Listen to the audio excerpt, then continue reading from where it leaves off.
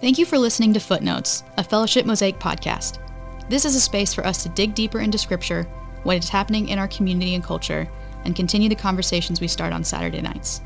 We are excited to have you join us as we pursue truth, holiness, and redemption together. Well, hey everybody, and welcome to Footnotes. It's Noetzel, and I got to teach this weekend, and we're here to kind of unpack that, but we have a new friend of the pod in the room, and why don't you introduce yourself? I'm Kara Noetzel. What's up, wifey? Hello. So I am excited to talk about this. You guys are getting a little window into what would probably normally happen in our kitchen on a Sunday morning as we rehash Matt's talk from the night before. But I have also recently come on staff at Mosaic as the worship celebration coordinator. So I'm excited to be here. Yeah, you're going to have a clipboard in front of you probably a lot of nights, just slinking in and out of corners of the room, trying to make sure that everything's doing what it needs to do and all the right people are there. And so I love me a good clipboard. There you go. And if you don't have somewhere that you're already serving on a Saturday and you want to hear about the innumerable options, she's got lists upon lists right now of teams that are looking to be filled. So by all means, shoot her a message, and we'd love to get you in and serving. And even if you don't want to serve, just come say hi. Yeah, that's good. That's good. So let's go about it this way. How about you kind of recap the sermon for us? I could do that, but maybe it'd be fun to hear what stuck out to you, and then we'll just kind of wrestle with some questions as we work through it. So what was the passage, and kind of take it from there? Yeah, so I'm so glad I got to be there and actually be in a position to take notes Saturday. Sometimes I'm running back and forth with kids, so that was a gift. So you taught on, this is week 9 of the Philippians series, on our future glorification, and the passage was Philippians 3:17 through 21. Do you want me to read it or just? Yeah, that'll be good to kind of have it fresh in our ears again. Okay. Join together in following my example, brothers and sisters, and just as you have us as a model, keep your eyes on those who live as we do. For, as I have often told you before, and now tell you again, even with tears, many live as enemies of the cross of Christ. Their destiny is destruction, their God is their stomach, and their glory is in their shame. Their mind is set on earthly things. But our citizenship is in heaven, and we eagerly await a Savior from there, the Lord Jesus Christ, who, by the power that enables him to bring everything under his control, will transform our lowly bodies so that they will be like his glorious body. So you started us off just setting up the idea of glorification as it's going to be freedom from the presence of sin. And that's the piece of salvation that we don't yet have because we're looking forward to it. So salvation is defined as freedom from the penalty of sin, which the big fancy church word for that is justification. Mm-hmm. Freedom from the power of sin, which is where we currently live in sanctification. And then we look forward to freedom from the presence of sin, which is glorification. Yeah, utterly and completely eradicated. It's just not even the taint of it being around. So yeah, big deal. Yeah, can't even imagine what that would be like. And then you say here that Paul previously has said, put us up for defensive watching, watch out for those dogs, those evildoers. That was in a previous passage. And then offensive watching here in follow our example. So what to not be like and what to be like. Yeah, it's good. And then you challenged us there to just take a moment to think, who are you following? Who are you looking to? Who are you actively watching to see how to live in a Christ-like way? And also, who's watching you? And I thought that was neat that you gave us a minute just to really take those questions to the Lord. Yeah, when I was preparing that, I included the little piece in there about like if somebody comes to mind that's not really in your life anymore but has been, like, reach out. And convicted again because I haven't done that yet this week. But I'm as I was writing it, it was just like I said on Saturday, just the history of my time here. It's just been a string of really faithful people, really humble people. A lot of them kind of never getting the accolades for it, but loving me well, showing me what it meant to be a believer, letting me be around them as husbands and fathers and ministry leaders or small group leaders, or watching them teach or watching them meet strangers or whatever it might be. And I've grown a lot through that process, just being exposed to Christ in them has shepherded me along in my young faith as a high schooler, kind of unchurched, and then kind of growing into now a pastor at a church, kind of a surprise turn of direction for my life. So I have a fun story that relates to this, and I'll take a minute to brag on one of our Mosaic people, Dana Dortch.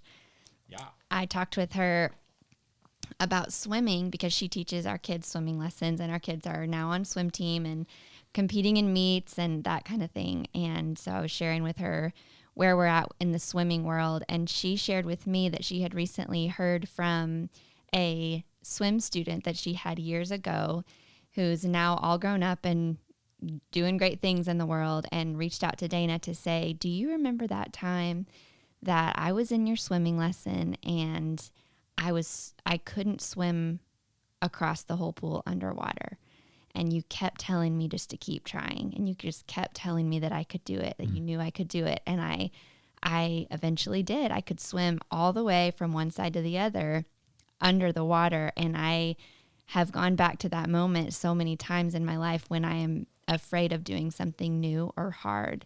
And I've thought of you, so thank you. And I just thought that was That's so cool because that's even not in a church context where you would think I have a lot of spiritual influence. You're teaching a kid a skill, that doesn't seem to have a connection maybe to the spiritual realm, but for that child, and I would say for so many people, those things really do. Yeah, that's a time where the work is definitely worship. Just that there's eternal fruit being born by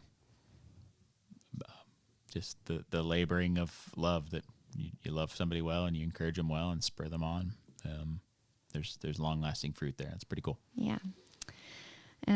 So then moving on, one of the things you said coming out of that little prayer moment was a prayer you have over the future of Mosaic, that this would be a place full of people worth following. Mm-hmm. And I remember I wrote that down because it was something a prayer I wanted to join you in. That's a cool thing to pray over the future of our church. Yeah. Our whole mission vision statement that we'd produce and release spiritual leaders who know and express the authentic Christ in Northwest Arkansas and the world. Just that a leader is somebody worth following, and that leaders with that whole package, that they have a heart for everyone around them, that they are following the real and true Christ and not some adulterated Christ.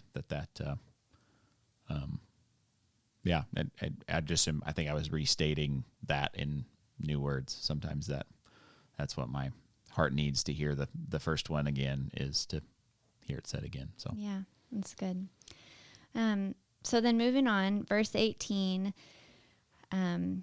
you point out that Paul is really grieved, that his strong language against those he calls enemies of the cross of Christ is not without a lot of heart, and his phrase, even with tears, reveals just a really deep grief. And then you kind of suggested, here are some reasons why he might be grieving. We can gather from the context that perhaps it's that truth has been handled poorly. Perhaps it's that brothers and sisters who were once faithful have turned aside. Perhaps it is the reality of those who are without hope because they don't know Christ. They're sinners and they don't know that there's a way to be free from their sin. And then perhaps it was that he is very aware of the fact that he too was once an enemy. So the ways that he's describing these enemies of the cross of Christ are actually descriptions of who he was before he met Christ. And he's very aware of that. He's not forgotten that. He's not lost that now that he's a missionary and a leader in the church. And so as he is grieving the presence of sin and all of the ways it impacts the world, he's also grieving that he once was there too. It's good. Thanks for that. You got a question there? I think it just was powerful to me because I think I often come in to church as somebody who's walked with the Lord for a long time and really tries to walk with the Lord daily. And I can forget that I too was an enemy of the cross of Christ. And it was a humbling thing for me to just pray, Lord, help me to not grow prideful, help me to not grow full of myself in only or in the victories that you have allowed me to experience over sin, to then forget that I once was the worst of sinners and still have all of those tendencies. So I think that's why it was powerful to me. Yeah. My gut is that if you're in Northwest Arkansas and you're unchurched, you are aware that churches exist. You are mildly informed about some ideas that float around Christianity. And a lot of you have a bad idea of what a Christian's like because you have had a poor encounter, maybe in a large format media style place of seeing Christians poorly represented, or maybe just truly experiencing someone representing Christ poorly in the world. If we're going to love our neighbors as ourselves, you're right. We move past the stain of sin on ourselves. We don't acknowledge that quickly, or there's a George Bushism about judging ourselves by our best intentions and judging others by their worst moment or something like that. Mm-hmm. That's a butchered quote, but when I think the expectation in the culture at large is that I would be standing over, pointing down at, saying, stop doing those bad things you do, rather than standing beside saying, can you believe I have freedom from these ways I was, mm-hmm. and these ways I'm so tempted to still mm-hmm. be. Mm-hmm. And so I think that's a heart posture that I hope to see mm-hmm. in our people. Yeah, that's a heart posture that I'm praying for myself. So then from there, who does Paul say these enemies of Christ are? These are people whose mind is on earthly things. And you listed out a few things that the ways that Paul describes these enemies. One, their destiny is destruction. And here, again, to go back to this point we were just talking about, we all deserve this fate, destruction. But for the undeserved gift of the cross of Christ, that is all of our destiny. And so just remembering that, that's where we start. That's where we start from. Going on, he talks about their God is their stomach, and the way that you described this was just unchecked appetites. So any desire that we might have for something good, when it becomes out of proportion, it takes the place of God, it becomes an idol, and it's an unchecked appetite then that leads to sin. So at this point, this was the point, I think, when you pointed out that each of the 7 deadly sins are really just an unchecked appetite for something good gone wrong. Yeah. Yeah. And it's one of the things that a couple of folks have kind of like pulled me aside and said, like, I've been thinking about that a lot. Amberly and Patrick and several others have like said, hey, that I keep thinking about that. That was really helpful, or that was really challenging or convicting or freeing or whatever it might be. And so I just wanted to go through them again because one of the pieces of feedback was you were flying at that point, and I wish that you'd kind of slowed down. And so I'm gonna kind of revisit. Yeah, that'd those. be helpful. Thanks. Yeah. So we said that sin is tempting. If it wasn't enjoyable, we wouldn't turn aside to it. So consider how many of the 7 deadly sins are just the good gifts of God in excess. For example, pride is just self-worth as an image bearer run amok. So when we carry the image of God about in the world, it is one of those things that sets humanity apart from the rest of creation. There's something special in the face of every man, woman, and child, and it is good to recognize that divine spark in a person, and even in yourself. But when you start to elevate yourself out of the out from creation around you and up into mild creator, then we've gone astray. So that's pride. Next was greed, and that stems out of a dissatisfaction with the gifts of God, that God is so generous and that we get to receive such good gifts from Him. And be deeply satisfied in them. And the gifts you receive are innumerable. Some of them are very tangible things, and some of them are just intangible blessings. And yet, the desire for more and more and more, exceeding the rate at which God would want to give them to you, or desiring to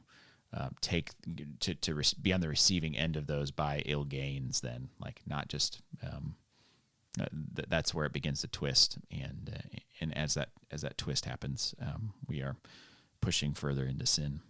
So to rephrase that a little bit, it would be a really good thing to delight in God's gifts. Absolutely. Yeah. I mean, life is beautiful and incredible and interesting and so fun and lovely and special.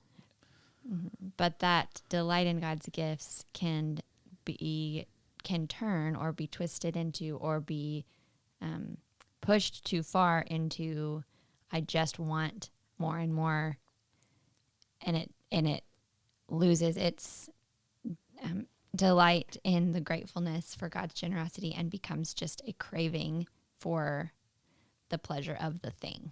Yeah. Maybe even to like elaborate on that with you, I'm picturing greed being the closed fist of like holding tightly to things, and so much of the receiving of gifts is the like delight in sharing those things. Like, God, you've filled our fridge with food. How good to share a meal with friends or neighbors. You've given me a delight for music. How good to share that with friends. But when our hands like wrap tight around it and clench, there's not an openness to do with the things that aren't ours. It's almost trying to make permanent something that is temporary. That the gift. There are very few gifts that aren't that. I would need to think about this because I haven't thought about it. But like I'm having trouble coming up with anything that would survive me. Like when I die, my hands will open. Mm-hmm. Like I can't keep clenching those things. The Egyptian tombs of the pharaohs are full of the things they tried to clench in life, and they're in museums around the world now. Their bodies are yanked out of the tomb. None of it's there. Mm-hmm. And so, all right, next up was wrath. Talked about the gift of anger. This is something that I've heard Gary say around a bunch here, that gift is this, or that anger is this secondary emotion, that it is this God-given reaction that tells you something is not right, and you're reacting to an injustice in the world, or something bad that you might have the ability to change, or it's a breaking of shalom, that the way things are is not the way God intended them to be, and anger is a response to that. And you can think of people run to the Jesus in the temple flipping the tables, that there's a way to express righteous anger. His seems to be a thoughtful and calculated thing. He goes to the temple to make this display. It's not wrath. It's not unchecked and out of control. He's not just coming in, getting surprised to see a table and just raging. And so this isn't Hulk smash. This is that God has given something as a thermometer to kind of tell the temperature of stuff, and you just go, anything that feels mildly warm is going to blow me out of proportion. So that's wrath. Envy, I compared it to greed because they feel like evil bedfellows or something. But rather than joy at your neighbor's good fortune, you have an unholy desire for their things also. So I think maybe it's coupled with greed, because greed is you're holding your hand so tight, not willing to let anything slip through and bless other people. And greed is the idea that with your hands, Envy, you mean? Envy, yeah, with your hands closed, you might reach over and like squeeze between your fists something else and take it back. And so,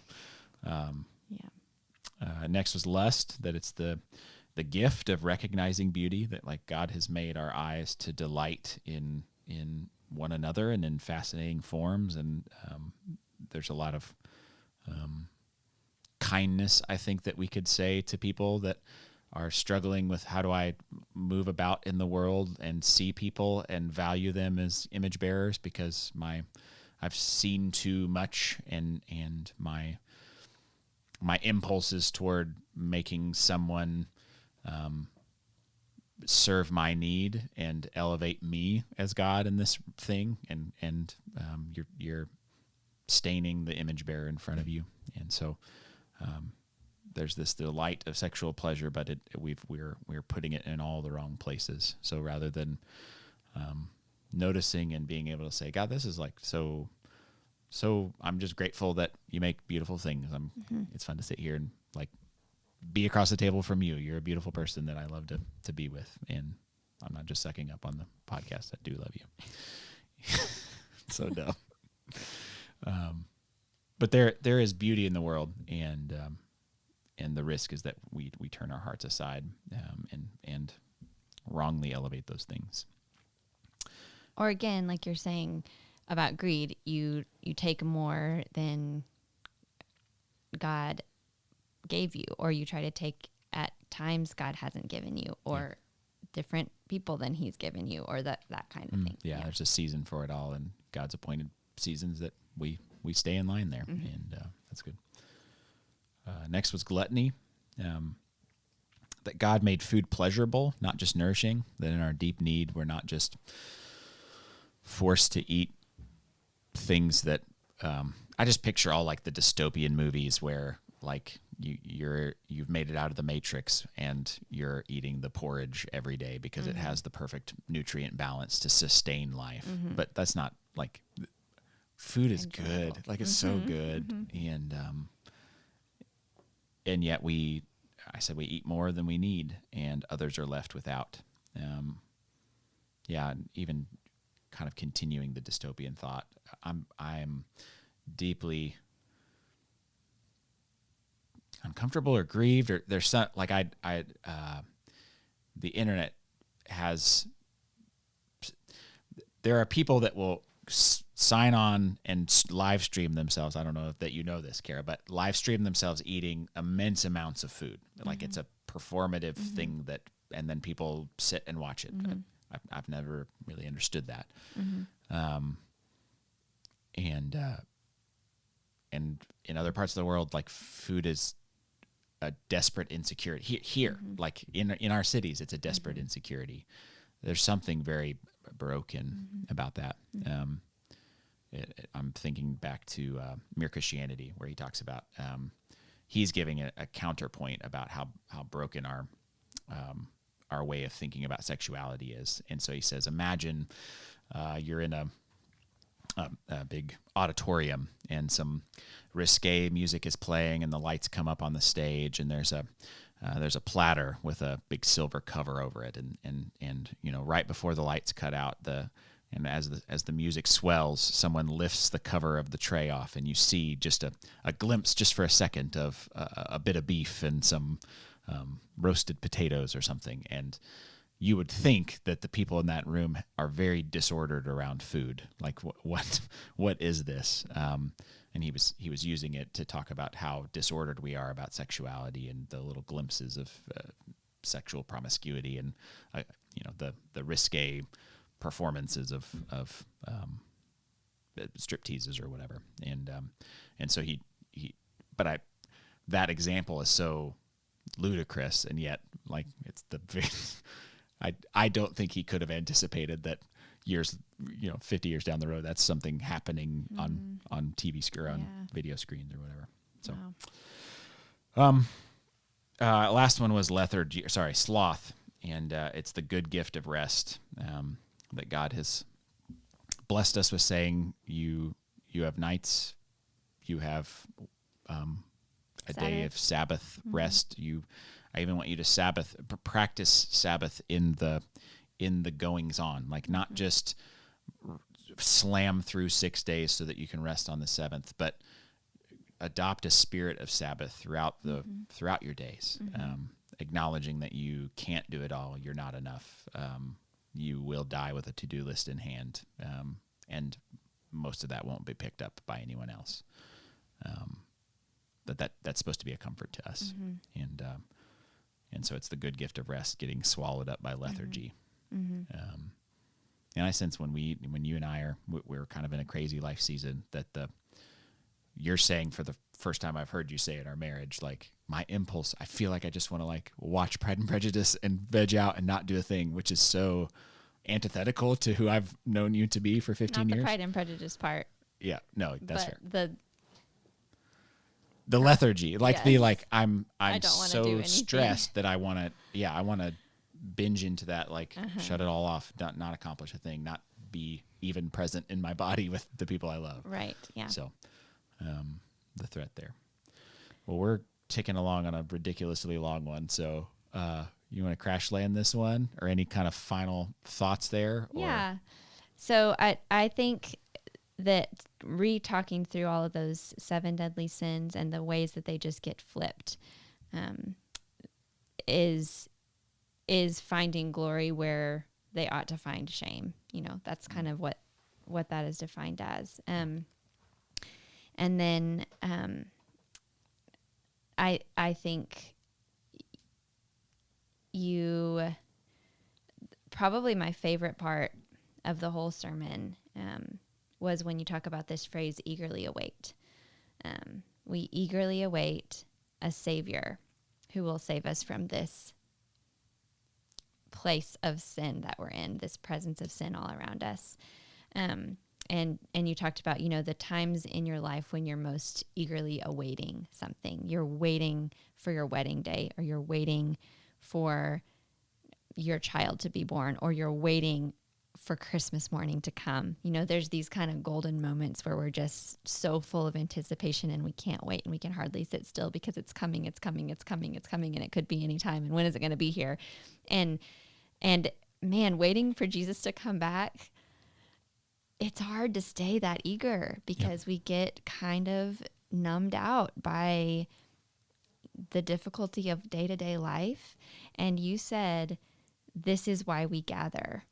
And really just giving that vision behind our weekend worship gatherings. This is why we gather, to help each other stay eager, to help each other remember he's coming in the face of the pain and the sickness and the grief that we carry in this world. We can come back and we can remember the truth of who he is, and we can remember his promises, and we can help each other stay eager in our waiting.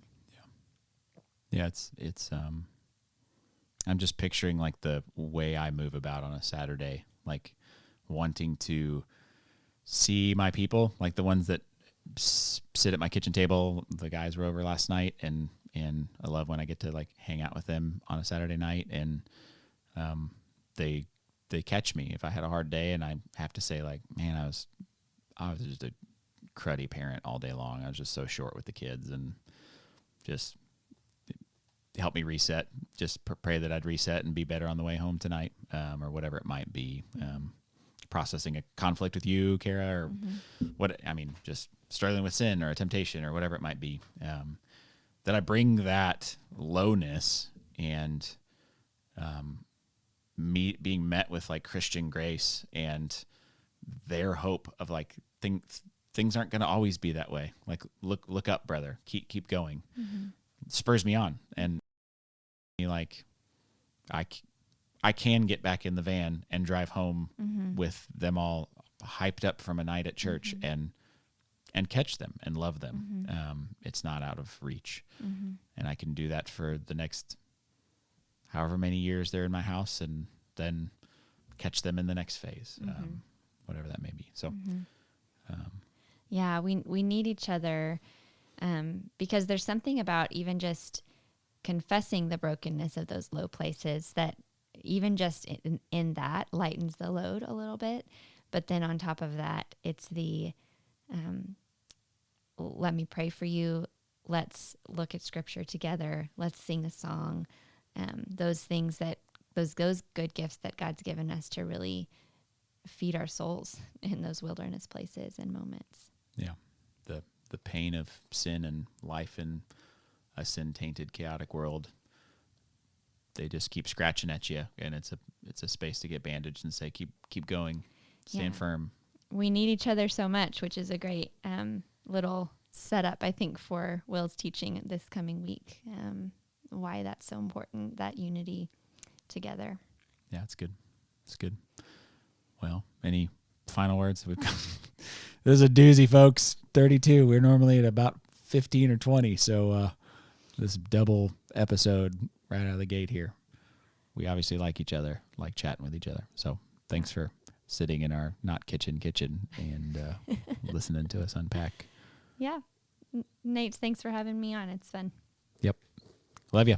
I'll see you later, obviously. And the rest of y'all, we'll see you. Love you guys too. Yeah, we'll see you when we see you.